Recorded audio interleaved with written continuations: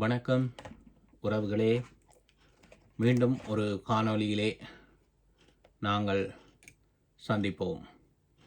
வாங்க காணொளிக்குள்ளே போவோம். இன்றைய காணொளியில் சில முக்கியமான நாங்கள் எங்களுடைய நாட்டினுடைய சில விடயங்களை நாங்கள் இதில் பார்க்க இருக்கின்றோம்.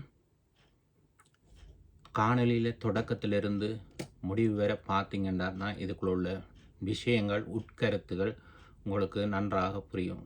காணொளிக்குள்ள வாருங்கள்.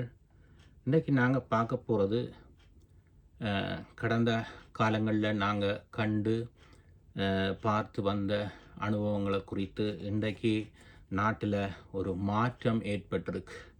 இந்த மாற்றம் அநேகர் மத்தியில் ஒரு இடைக்காலமாக அல்லது நீடிக்குமா நீடிக்காதான்ற கேள்விகளுக்கு நாங்கள் எங்கள்கிட்ட தான் அதுக்கான பதில் இருக்குது. மக்களாகிய ஒவ்வொருத்தர்கிட்டையும் இதுக்கான பதில் இருக்குது.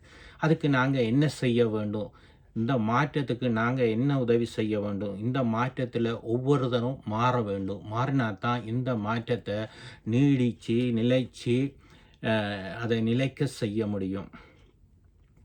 எனவே தான் நாங்கள் இந்த நாட்களில் இப்படியான கருத்துக்களை பதிவு செய்ய, என்னுடைய தனிப்பட்ட கருத்துக்களை பதிவு செய்ய விரும்புகின்றேன். இந்த கடந்த காலங்களில் நாங்கள் பார்க்குறோம், இந்த அரசாங்கம் இன்றோடு வந்து 10 நாட்கள் தான் இந்த அரசாங்கம் ஆட்சி செய்து. இன்னும் எவ்வளவோ நாட்கள் இருக்குது. ஆனபடியினால் பல பேர் மத்தியில் கேள்வி இருக்குது, இந்த அரசாங்கம் வந்துட்டுது, ஊழலை ஒழிச்சிட்டு தான், அவங்கள பிடிச்சிட்டாங்களா, இவங்களை அடைச்சிட்டாங்களா, அதை செய்துட்டு தான், இதை செய்துட்டு தான்னு பல்வேறுபட்ட கேள்விகளை விமர்சிக்கிறாங்க. இதை 100 நாள் ஆட்சியாக 100 நாளையில் செய்துட்டு முடிச்சுட்டு போகிறதுக்கு இல்லையே. அப்போ படிப்படியாகத்தான் அவரும் செய்ய வேணும். எத்தனையோ ஊழல்கள் கண்டறிந்து ஆராயப்பட்டு கொண்டு இருக்கின்றது. இப்போதைக்கு அடுத்த தேர்தலுக்கான வேட்புமனு பதிவு செய்கிற நாள் ஆரம்பித்திருக்கிறபடியினாலையும், அடுத்த தேர்தலை சந்திக்க இருக்கிறபடியினாலையும் இந்த அரசாங்கம் இப்போ ஊழல்வாதிகளை கைது செய்கிறதுலையும் அவர்களை விசாரணைக்கு உட்படுத்துறதுலையும் ஊழல்வாதிகளுடைய விவரங்களை கூட வெளியில் விடுறதையும் பல்வேறுபட்ட சிக்கல்கள் இருக்குது.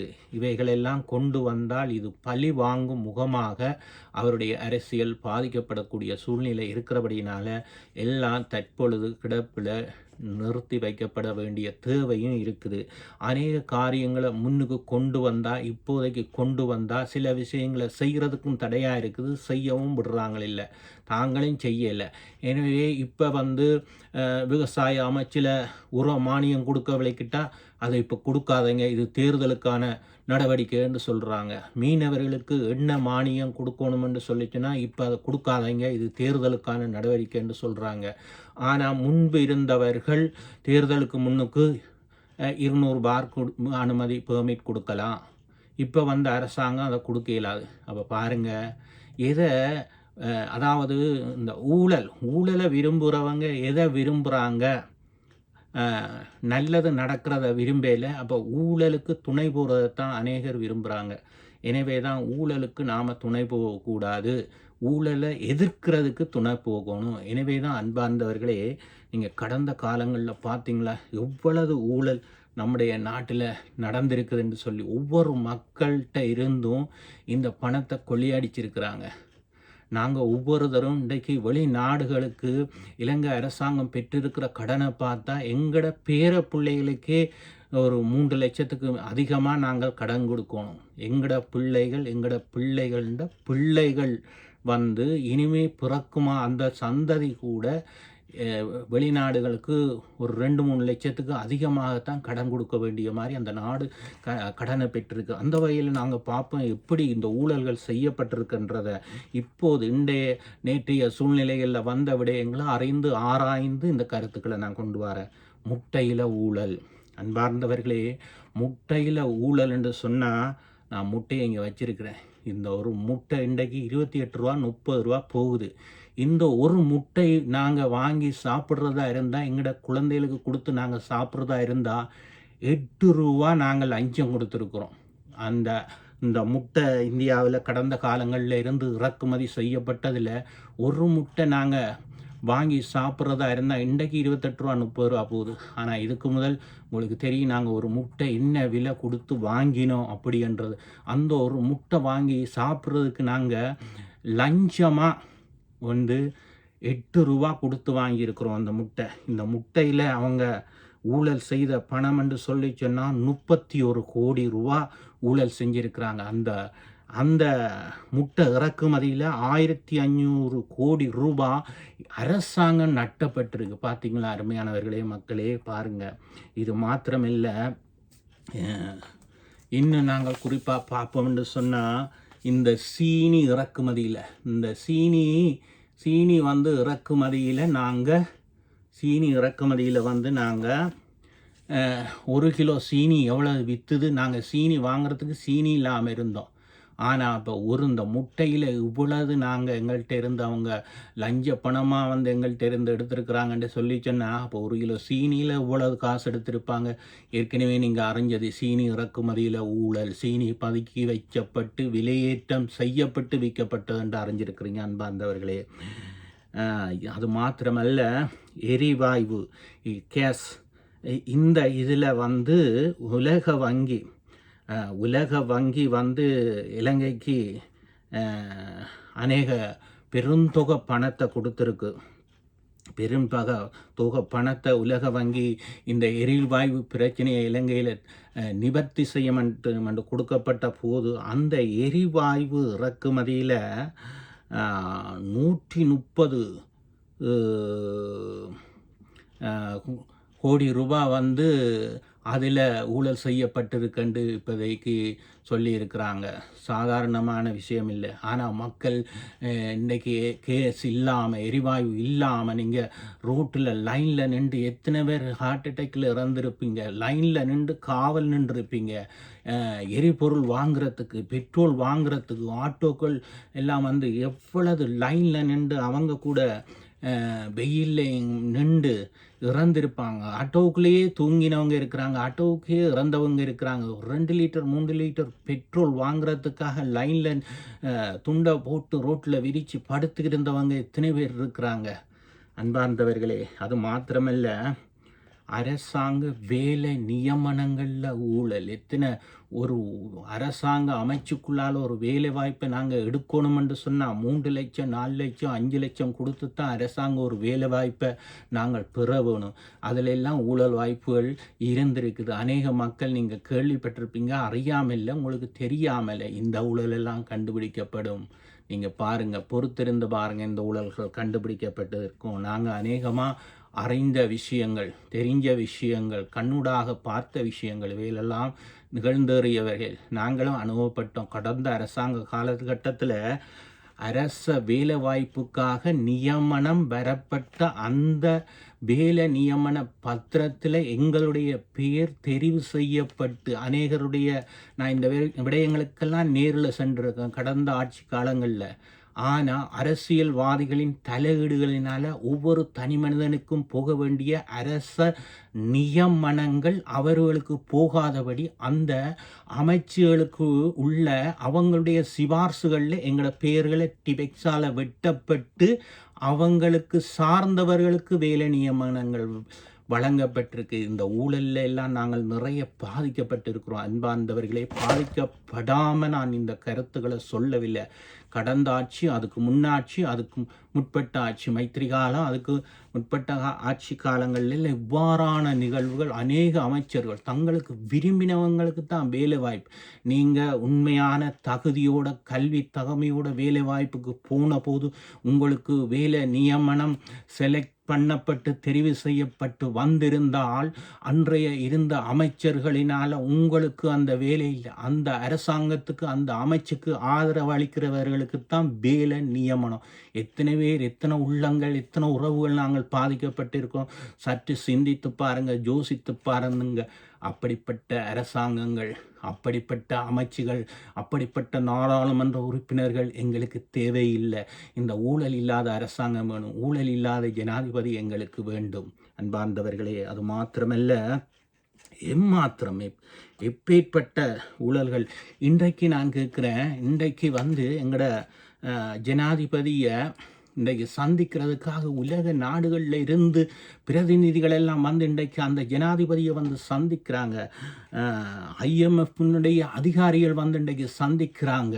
என்னத்துக்காக இந்த அதிகாரிகள் எல்லாம் வந்து இன்றைக்கு அந்த ஜனாதிபதியை சந்திக்கிறாங்கன்னு சொன்னால், உங்களுக்கு நாங்கள் நிதி தருகிறோம், ஊழல் இல்லாத அரசாங்கத்தை நீங்கள் நடத்துறதுக்கு இயக்கிறதுக்கு உங்களுக்கு உறுதுணையாக இருக்கிறோம், உங்களுக்கு நாங்கள் நிதி உதவி அளிக்கிறோம் என்று சொல்லி இன்றைக்கு எத்தனையோ இன்றைக்கு ஜப்பான்லேருந்து சந்திக்கிறாங்க, அமெரிக்கா பிரதிநிதி சந்திக்குது, இந்தியாவுடைய பிரதிநிதி சந்திக்குது, சீனாவுடைய பிரதிநிதி சந்திக்குது, இப்படியாக பிரிட்டன் இன்றைக்கு முன் வந்திருக்குது. எல்லா நாடுகளில் இருந்தும் இன்றைக்கு வாழ்த்துக்கள் தெரிவித்து கொண்டு அவரை வந்து இன்றைக்கு சந்தித்து கொண்டு அவரோடு பேசி உரையாடி சென்று கொண்டு போகிறார்கள். நாங்கள் இந்த நாட்டை கட்டி எழுப்ப நாங்கள் உங்களுக்கு வருகின்றோம். எதனால் இந்த முடிவுக்கு வராத நாட்டினுடைய பிரதிநிதிகள் இந்த ஜனாதிபதியை வந்து அவங்க ஏதோ ஒரு விடயம் இந்த ஜனாதிபதிக்குள்ளே இருக்குது என்று அவர்கள் கண்டறிந்தபடியினால, ஊழலை ஒழிப்பம் என்ற ஒரு முக்கிய விடயத்தை அவர் தூக்கி எடுத்தபடியினால தான் இன்றைக்கு அத்தனை அரசாங்கத்தினுடைய பிரதிநிதிகளும் வந்து, ஒவ்வொரு குழுக்களும் வந்து இந்த அரசாங்கத்தை ஜனாதிபதியை வந்து இன்றைக்கு சந்தித்து கொண்டிருக்கிறாங்க. ஆனால் அவங்க இந்த இன்னொரு விடயத்தை அவங்க சொல்லி இருக்கிறாங்க. என்னென்று சொன்னால், இந்த ஊழலை ஒழிக்கிறதுக்கான தொழில்நுட்பங்களை நாங்கள் உங்களுக்கு தர்றமென்று கூட முன் வந்திருக்கிறாங்க. பாருங்கள் அருமையானவர்களே, இப்படியான திட்டங்களை இப்படியான விடயங்களை நாட்டில் கொண்டு வந்தோம் என்று சொன்னால் நாடு கட்டியெழுப்பப்படும், நாடு முன்னேற்றப்படும். நான் ஏன் இந்த விடயங்களை சொல்கிறேன்னு சொன்னால், இந்த வேலை நியமன விடயத்தில் நான் பாதிக்கப்பட்டிருக்கிறேன். நீதித்துறையை நான் குற்றம் சாட்டவில்லை. ஆனால் ஊழலுக்கு எதிராக நீதிக்காக குரல் கொடுக்கப்பட்டு நாங்கள், அதாவது நிரூபிக்கப்படாமல் சிறை சென்றெல்லாம் நாங்கள் அனுபவித்து நீதிமன்றத்தினால நிரபராதி என நிரூபிக்கப்பட்டு விடுதலையானவர்கள். எங்களுடைய வலிகள், வேதனைகள், ஆதங்கங்களைத்தான் நாங்கள் இன்றைக்கி சொல்லிக்கின்றிருக்கிறோம். இன்றைக்கி நாங்கள் நீதிக்காக குரல் கொடுக்கப்பட்டு, ஊழலுக்காக குரல் கொடுக்கப்பட்டு, நில அபகரிப்புகளுக்காக குரல் கொடுக்கப்பட்டு, நில ஆக்கிரமிப்புகளுக்காக குரல் கொடுக்கப்பட்டு, சிறைவாசங்கள் அனுபவிக்கப்பட்டு வெளியே வந்தவங்களுக்கு அந்த வலி வேதனை தெரியும் அன்பார்ந்தவர்களே. ஆனால் நீதிமன்றத்தை நான் ஒருபோதும் குறை சொல்லவில்லை. அதாவது ஆதாரம் இல்லாமல் நாங்கள் குற்றம் சாட்டப்பட்டால் நீதிமன்றம் தன்னுடைய கடமையை செய்யும். எங்கள் மேல் யாராவது ஒருவர் குற்றத்தை சுமத்தினா, ஒரு குற்ற நடவடிக்கை எங்கள் மேல் மேற்கொண்டு கொண்டால் நீதிமன்றம் அதை கண்ணை மூடிக்கொண்டு தீர்மானிக்காது. அது நீதியின்படி எங்கள் மேல் ஒருவர் குற்றம் சாட்டப்பட்டாலும் அந்த குற்றத்துக்கான ஆதாரத்தை அவர் சமர்ப்பிக்கப்பட வேண்டும். நாங்களும் நிரபராதி என்றதுக்கான ஆதாரங்களை சமர்ப்பிக்கப்படுமாக இருந்தால் நீதிமன்றம் நீதியான முறையில் தங்கள் கடமையை சரிவர செய்யும். நான் நீதியை மதித்த ஒரு மனிதன். நீதியை மதித்தபடியினால என்மேல் சாத்தப்பட்ட அநேக குற்றங்களுக்காக நீதிமன்றத்தினால் உண்மையான நீதி கிடைக்கப்பட்டு விடுதலையான மனிதன். அன்பார்ந்தவர்களே, இப்படியாப்பட்டவர்கள் குரல்கள் கொடுக்கின்ற பொழுது, இப்படியாப்பட்டவர்கள் தங்களுடைய விடயங்களை எடுத்து சாட்டப்படுகின்ற போது எதிராளிகளால் நாங்கள் அடக்கப்படுகிறோம், ஒடுக்கப்படுகிறோம். நாங்கள் குரல் கொடுக்கக்கூடாது. இப்படிப்பட்டவர்கள் எடுத்து கதைக்கக்கூடாது. இப்படியான விஷயங்களை கொண்டு வந்தால் நாங்கள் ஊழலுக்கு எதிரானவர்கள். ஊழலுக்கு நாங்களும் துணை போனால், நாங்களும் துணை நின்றால் நாங்கள் தண்டிக்கப்பட மாட்டோம். அப்படியான அந்த நிலைமையிலிருந்து பாதுகாக்கக்கூடிய ஒரு அரசு வந்திருக்குது. நீதியை நிலைநாட்ட வேண்டும், சட்டத்தை நிலைநாட்ட வேண்டும். அன்பார்ந்தவர்களே, எனவே தான் நாங்கள் சொல்கிறோம், இந்த முறையில் நீங்கள் நல்ல அரசு, நல்ல ஒரு அருமையான ஜனாதிபதி வந்திருக்கிறார். பல பேர் பலப்பட்ட கருத்துக்களை சொல்லலாம். அவருடைய முன்னைய காலங்களை பாருங்கள், முன்னைய ஆட்சியை பாருங்கள். நாங்கள் தமிழர்கள், தமிழினம், தமிழ் தேசியம் எல்லாவற்றையும் ஒரு பக்கத்தில் வைங்க, அதை ஒரு சைட்டில் வைங்க. எத்தனை ஜனாதிபதிக்கு நாங்கள் தமிழர், தமிழினம், தமிழ் தேசியம் என்று அந்த இனப்பற்றோடு நாங்கள் எங்களுடைய அந்த வரட்டு கௌரவத்தோடையும் அந்த வரட்டு வைராக்கியங்களோடைய நின்று இந்த நாட்டு மக்கள் அருமையானவர்களே அவர்கள் பாதிக்கப்பட்டு விட்டார்கள். இப்படி எங்களை வழி நடத்தினவர்கள் எந்த கஷ்டத்தில் வாழ்ந்தார்கள், எந்த துன்பத்தில் வாழ்ந்தார்கள், எந்த துயரத்தில் அவர்கள் வாழ்ந்தார்கள்? இல்லவே இல்லை. அவர்களுக்கு எரிபொருள் கஷ்டம் இருக்கவில்லை, சீனி கஷ்டம் இருக்கவில்லை, முட்டை வாங்க கஷ்டம் இருக்கவில்லை, கொழும்புல வசதியான வீடு வாய்ப்புகள், அவர்களுக்கு நல்ல வாகனம், அவர்களுக்கு நல்ல சுகபோக வாழ்க்கை, அவர்களுக்கு நல்ல கொடுப்பனவுகள். பாராளுமன்றம் சென்றால் உணவுக்கு கண்டு காசு, போக்குவரத்து கண்டு காசு. அப்போ அவர்களுக்கு கஷ்டம் இல்லை. எங்களை எப்படியாவது திசை திருப்பி வசை பாடி தேசியம் தேசியம் என்று சொல்லி எங்களை வைத்து அவர்கள் பிழைப்பு, அவர்களுக்கு கஷ்டம் இல்லாமல் தொடர்ந்து நடத்தினவர்கள் தான் அவர்கள். இன்றைக்கு நீங்கள் பார்க்குறீங்க, எங்களை நாங்கள் நம்பி அவர்களை எங்களோட பிரதிநிதிகளாக அனுப்பின போது அவர்கள் செய்த வேலைகளை நீங்கள் பார்க்கின்றீர்கள் தானே. எனவே அன்பார்ந்தவர்களே, இந்த நாட்டில் ஊழல் இருக்கக்கூடாது, லஞ்சம் இருக்கக்கூடாது, நீதி உண்மையாக இருக்க வேணும். சட்டம் இந்த நாட்டில் இருக்கிற அனைவருக்கும் ஒரே சட்டமாக இருக்கணும். தமிழருக்கு ஒரு சட்டம், சிங்களவர்களுக்கு ஒரு சட்டம், கொழும்புல ஒரு சட்டம், வடகிழக்கில் ஒரு சட்டம் இருக்கக்கூடாது. வடகிழக்கில் போராட்டம் நடத்தினால் கைது செய்யப்படுவார்கள். சிங்கள பகுதிகளில், கொழும்பு பிரதேசங்களில் சிங்கள பெரும்பான்மையின சமூகம் போராட்டம் நடத்தினால் கைது செய்யப்பட மாட்டார்கள். இந்த சமநிலை வேண்டும். சிங்களவர்களுக்கும் ஒரே சட்டம், தமிழர்களுக்கும் ஒரே சட்டம், முஸ்லிம்களாக இருந்தாலும் மலையகமாக இருந்தாலும் யாராக இருந்தாலும் சட்டம் ஒன்றாக இருக்கணும். அவர் பிழை செய்தாலும் சட்டம், நாங்கள் பிழை செய்தாலும் சட்டம் அதுவாக இருக்க வேண்டும். எனவேதான் இப்படிப்பட்ட பிரச்சனையிலிருந்து நாடு விடுவர் வேண்டும்.